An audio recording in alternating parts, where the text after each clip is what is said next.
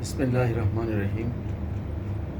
আজকের পেপারে অত্যন্ত গুরুত্বপূর্ণ একটা নিউজ এসছে, সেটা হচ্ছে জাতিসংঘের যে গুম কমিশনের যে প্রতিবেদন, সেই প্রতিবেদনে শেখ হাসিনার নির্দেশেই এই যে হত্যাকাণ্ড, জুলাই হত্যাকাণ্ড হয়েছে, সেটা জাতিসংঘের যে তদন্ত কমিশন, সেই তদন্ত কমিশন তারা তাদের রিপোর্টে পেশ করেছে।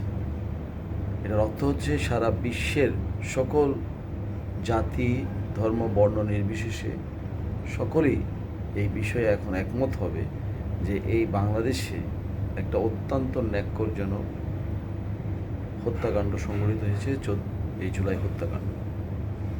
এছাড়াও তার পূর্বে যে সমস্ত গুম খুনের ঘটনা ঘটেছিল, সেগুলো এখন আন্তর্জাতিক পর্যায়ে সবার কাছে গ্রহণযোগ্য হবে বলে আশা করি।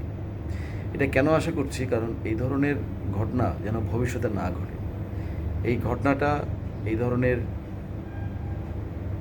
অমানবিক আচরণ, সাধারণ মানুষের প্রতি অমানবিক আচরণ অত্যন্ত ন্যাক্কারজনক। বিশেষ করে গুমের ব্যাপারটি যদি আমরা চিন্তা করি, তাহলে এই বিষয়টা আরও অনেক বেশি পরিষ্কার হবে। একটা গুম মানে কিন্তু তার পরিবার না পারবে তাকে মৃত্যু হিসেবে দেখাতে, যার ফলে তার যে 4 দিনা 40 বা তার যে মৃত্যুবার্ষিকী, সেটা কেউ কিছু করতে পারবে না। এবং তার স্ত্রী থাকলে সেই স্ত্রীও কিন্তু তার স্বামীর সম্পদ নেওয়ার বা তার সন্তানদের সম্পদ বন্টনের বিষয়টাও কিন্তু সম্পূর্ণভাবে বাইরে থাকবে। এবং সবচেয়ে বড় কথা হচ্ছে, তিনি জীবিত আছেন না মরে সত্যি সত্যি মৃত্যুবরণ করেছেন, খুন হয়েছেন, এটাও কেউ বলতে পারবে না।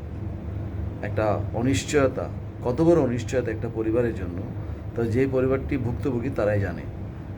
তো এই ধরনের অমানবিক আচরণ, নৃশংস আচরণ, দুঃসহ আচরণ যেন আর কোনোদিন কোনো শাসক মানুষের উপরে না করে, আল্লাহর কাছে সেটাই চাও।